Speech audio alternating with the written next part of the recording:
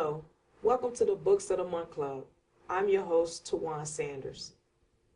I have a special, very special guest here today, Miss Rockie Sue. Miss Rockie Sue is the author of Treachery and the Innocent. Hello, Miss Rockie Sue. Hello. I don't know if to call you Miss Rockie Sue or First Lady, Miss Rockie Sue. Either one. Either one. So, Miss Rockie Sue, could you tell us a little about yourself? Yes. I actually did not attend church at all until I was 10 years old, and my family got into church at that point when pretty much my mom was at the point of suicide. Her life was so out of just miserable, and she decided, you know, God might be the answer here.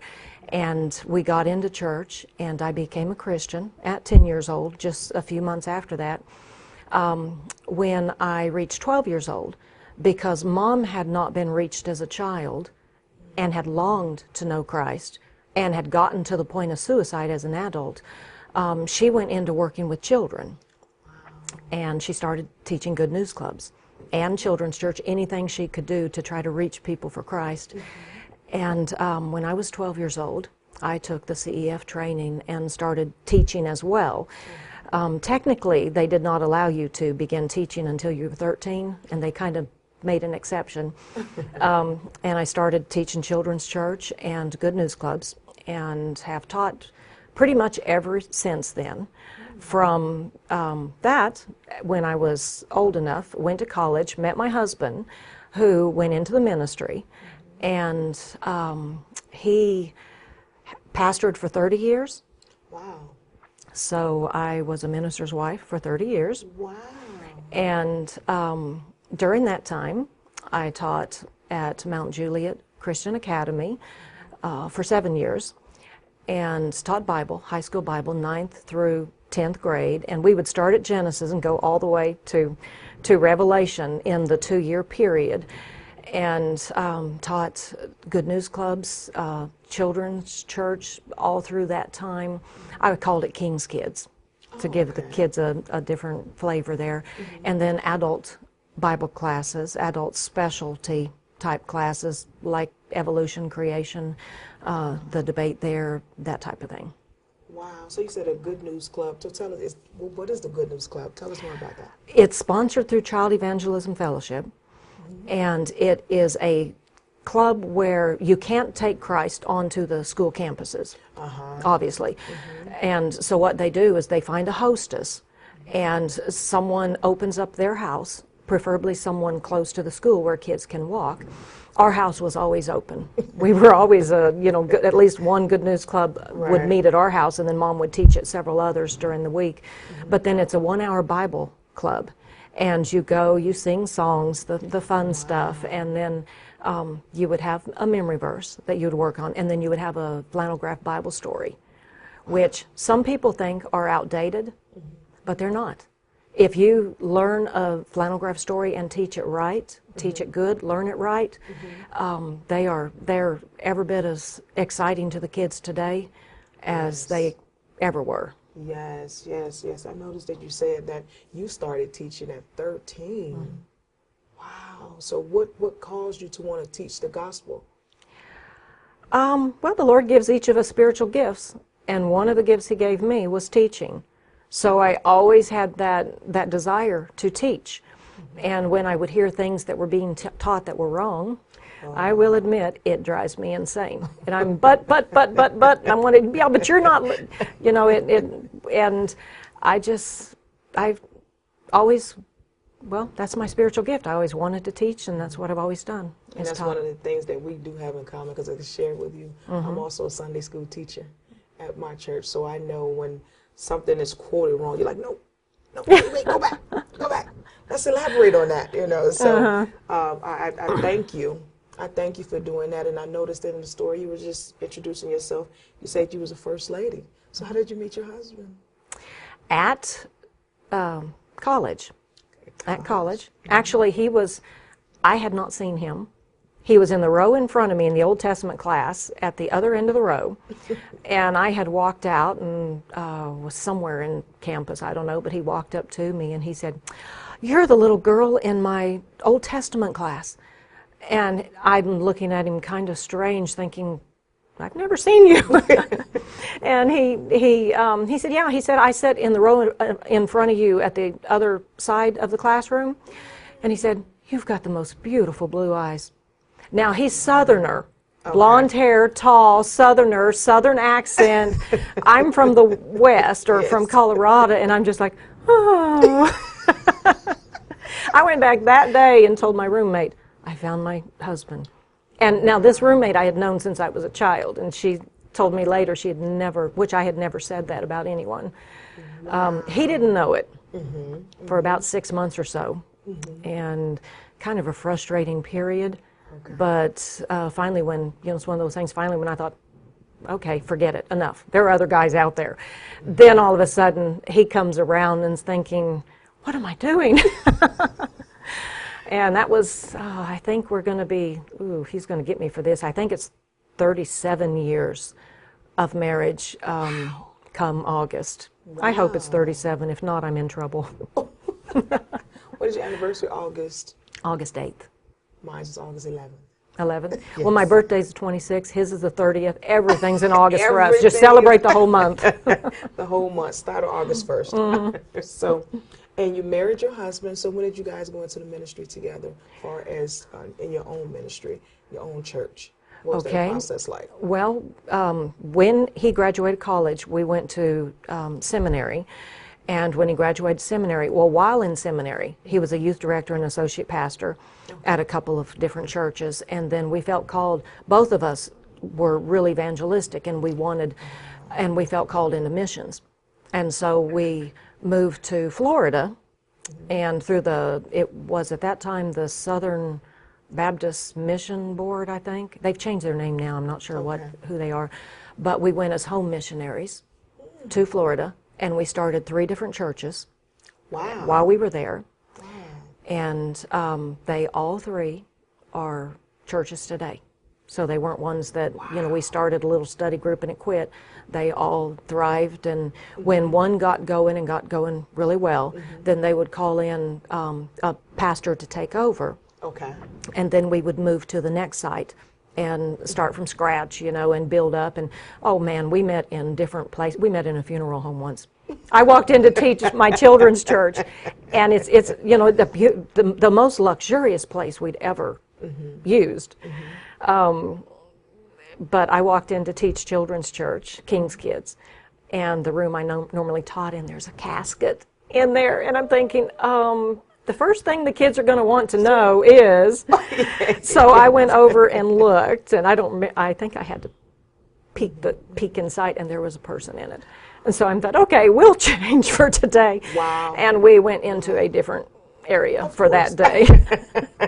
But we had those 3 churches, and then my husband became, this was so long ago, I'm forgetting the job descriptions, but he became the person over starting churches with other people helping to start, and he would go and talk with established churches trying to get support for getting a church started. And we were in that a couple years, and he missed the ministry. They had him substitute preaching here and there, but he missed being a pastor himself.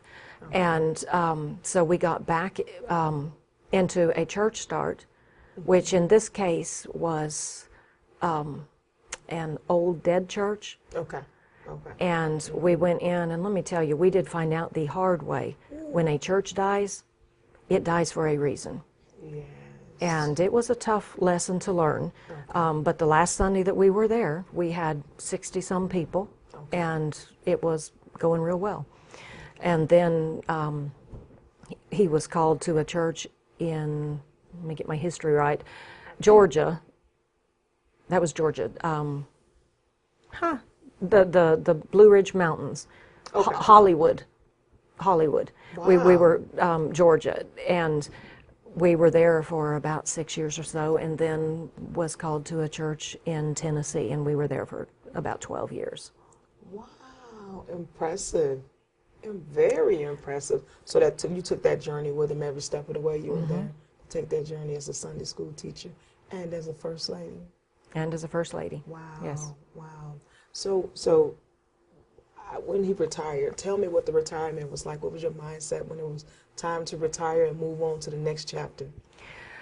Well, his retirement was not necessarily by choice. Okay. There's a physical issue. And he got down to where sometimes they were 10-minute sermons, and he had to physically. The youth director knew if Lane had to shoot out of there that he would close with the invitation, take over, but he retired, and I was not ready to retire. I loved the church. I loved where we were at. I loved the people. I loved teaching. I loved everything about everything that we were doing. And I knew he could no longer do it, but my heart could not retire. And I had I had started writing these books in 1995, but because of how busy I was and teaching at a Christian school, and anything I did 100%. So the books were put totally aside, and I centered on teaching those students and teaching the adults or whoever I was teaching at church as well. And the books were literally just hidden. And it wasn't until Lane was no longer able to pastor that I was kind of shoved out of being First Lady. And at that point, actually, the Lord opened up something for me that was just, to me, was tremendous. And that was a lady who happened to actually be in my Sunday school class at the church, who was also a receptionist or a secretary at the school I taught at, saw an ad about the Association of Christian Schools International, and they were going to rewrite their Bible curriculum, which drastically needed rewritten. Okay. And they were from all over the world. They wanted people to write sample lessons and send them in. And she called me first, and then she said, I emailed you something, you need to take a look at this, and so I'm thinking, okay. And so I opened the email and looked at it, and they wanted the sample lesson, this, that, and the other, and I'm thinking, I would love to do that. Yes. So I wrote a sample lesson, and they chose 8 people, from everywhere. And the 8 of us were the ones that went together, and I got the privilege of helping to write the 4th and the 5th grade Bible curriculum for ACSI, which to me was, even though I could no longer teach like I was in that setting, when I stop to this day and think about the fact that the stuff that I got to help write is right now being taught around the world to an age group that is extremely receptive to the gospel, 4th and 5th grade students. Even if the Lord had not allowed me to do anything else, my ministry would have continued through that. Well, Miss Rockie, we're going to take a break. We'll be right back with Miss Rockie Sue, and we're going to get into Treachery in the Innocent. What inspired this book? When we return. Travelers, everybody wants cheap airfares, but where can you find them? You call Smart Fares. Our prices are direct from the airlines, and they're so low they're not published anywhere. Smart Fares specializes in cheap flights, discount hotel rooms, cheap car rentals, and great package deals anywhere around the world. Wherever you want to go, Smart Fares can help you get there cheaply and with the best price guarantee. If you want the absolute lowest prices on your airline tickets or other travel services, call us right now. That's right, call. That's the only way to get these low rates. Experts are standing by 24/7 to get you the lowest rates available, so don't wait. Call Smart Fares right now for the best price guaranteed. Save up to 50% off business and first class. We've got great last-minute travel deals too. Call 800-477-0945. That's 800-477-0945. 800-477-0945. Thank you, and welcome back to the Books of the Month Club. I'm sitting here with my special guest, Miss Rockie Sue. So, Miss Rockie, what was the first book you ever wrote? Jake and the Heavenly Host.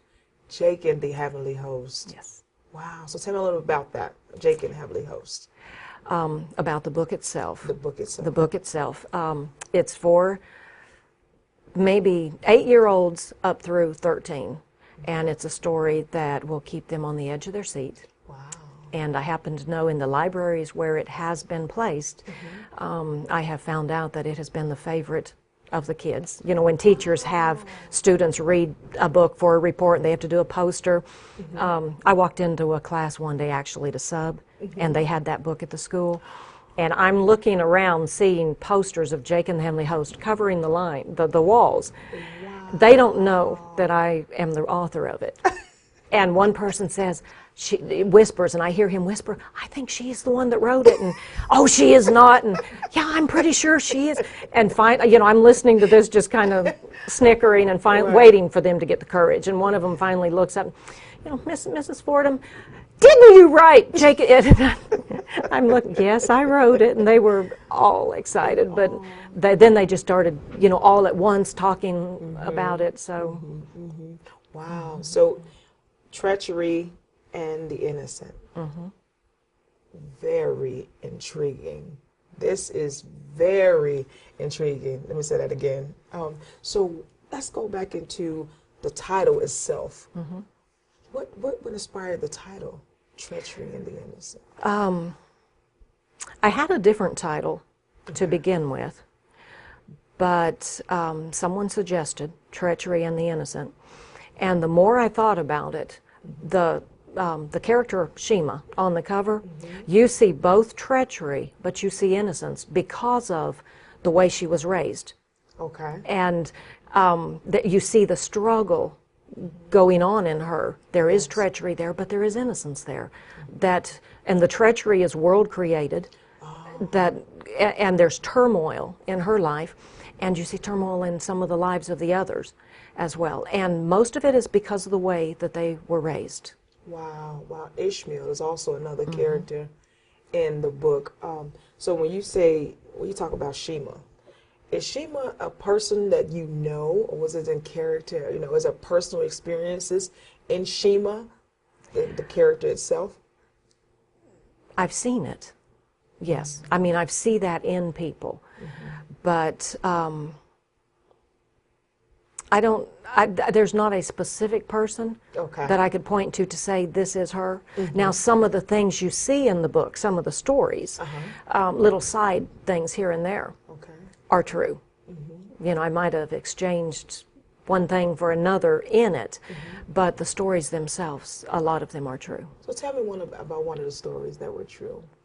One of them? Okay, there's an instance in here where the book itself deals with both the physical realm and the spiritual realm. Yes, so you see the physical, what's going on, but you're also introduced to a whole character, a whole host of angelic warriors, as well as demonic, both, that war and fight. And, you know, here you've got the physical and you've got the spiritual trying to prevent God's purpose. And, or the demonic and the spiritual, the angels are, you know, God's plan will be accomplished here, but you see the struggle between it. So like the Prince of Persia, things like that, and principalities and rulers. So that I honestly, I see that. So tell me one of the stories that we shared about your sister that was disconnected with your sister. That deals with that spiritual and physical. When my sister was in high school, there was a friend of hers who you might call an irregular personality, is what they used to call. I don't know what they call now. But her parents were going out of town. She lived in a country in a small, tiny little one single wide trailer. And it was old enough that, you know, it wasn't real safe. But she was afraid to stay alone. So she was begging my sister to come and stay with her for this several days while her parents were gone. And my sister said, you know, okay. And she tried to get her to come in town because that was quite a ways to drive from the country into town. And but she didn't want to impose. So instead, she imposed more. And my sister ends up going out and staying at this trailer. In the morning time, they're getting ready to leave. They get all their school stuff. They're headed out the door. And Patty thinks, I said her name. I don't know if I was supposed to. But she thought, did we lock the door? You don't know who she is, okay. Well, I meant that was my sister's name, not the other. But she's thinking, did I remember to lock the door or turn off the light? And so she went back in the house, and no, the lights weren't, so she flipped the lights off and she made sure she locked the door. They leave for the day, and they drove separate cars. Okay. And they were going to meet somewhere, I guess, and to come back home together. But somehow connections weren't made right. And so Patty ends up going back out to the trailer by herself. And she gets out there, she gets her stuff, she goes, goes inside, and she turns the knob to go inside, and the door's not locked. And she's, I thought I locked the door. And but you know how you think, okay, well, maybe I was thinking it, didn't actually do it. And so she walks on in, and when she walked in, the lights were on. And she's thinking, now wait a minute. I came back in and turned, and she had shut the door behind her. And she's standing there looking around thinking, maybe the girlfriend got there before she got there, or, what, and about that time, there's a knock on the door. Or no, not a knock, a scratch. There's a scratch on the door. And the way their little dog let them know that they wanted in was he'd come up and scratch on the door. And so she's thinking, okay, the pup wants in. So she turns around, puts her hand on the knob to let the dog in. When the dog jumps up on her inside the trailer. Wow. And now she's totally yeah. thinking, okay, this ain't, and so so she locks the door really quickly. As soon as she locks the door, someone starts banging on it and trying to knock it in. And then it gets quiet, and she's thinking, the back door. So she ran to the back door, got it locked right before he got there. She's inside the house. He is trying to literally knock the doors in. She's somewhat panicky, and this is someone who doesn't panic easily. Wow. And she picks up the phone, and it was before cell phones. It was before 911. She just picked up the phone, and she called Mom.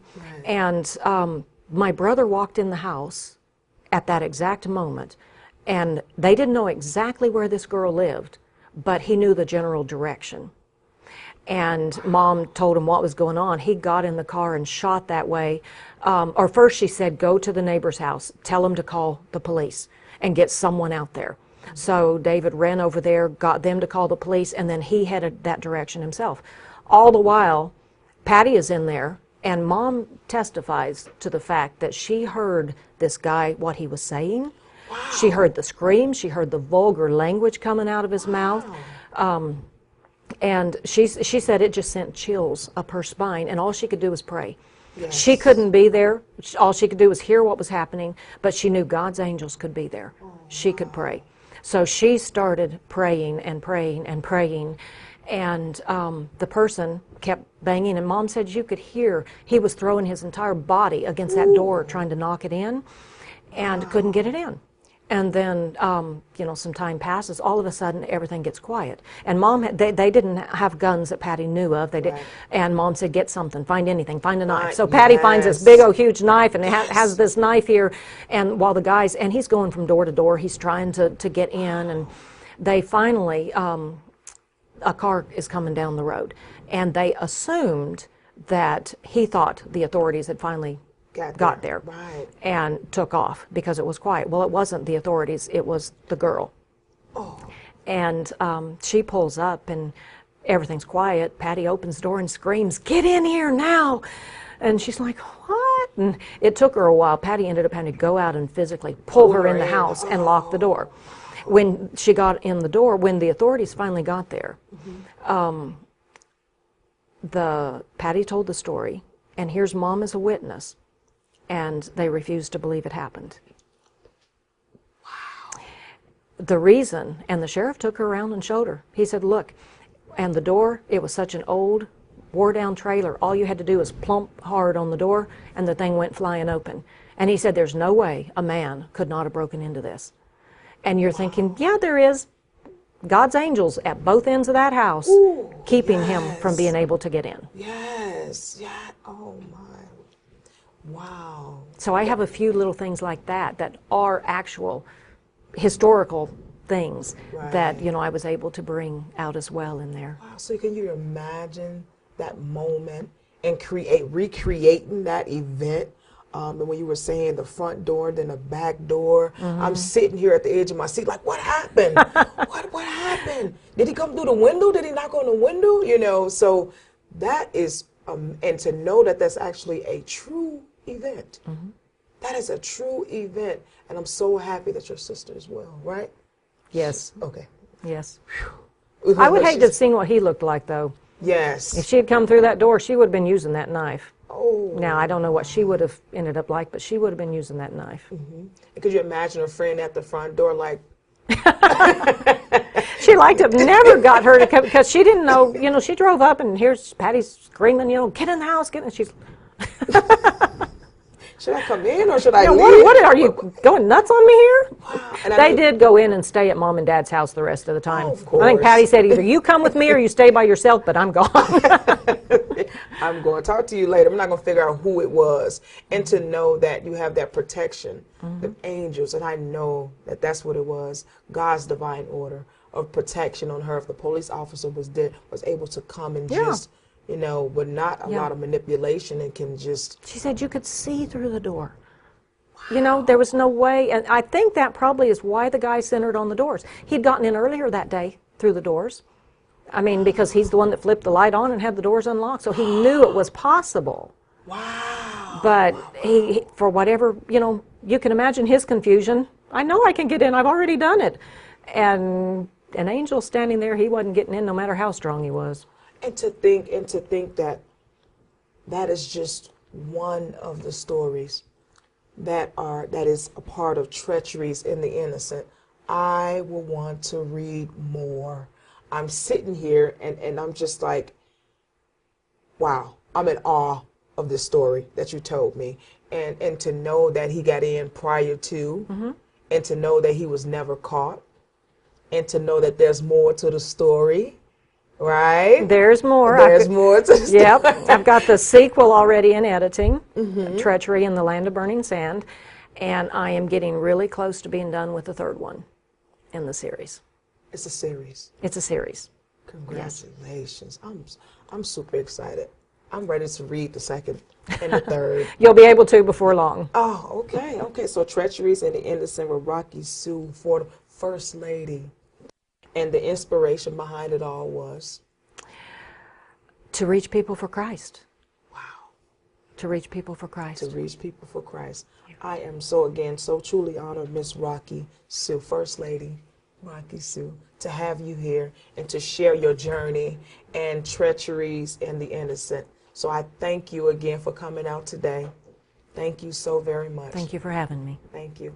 Thank you for coming and joining us with the Books of the Month Club. Join us next week. I'm your host, Tawan Sanders.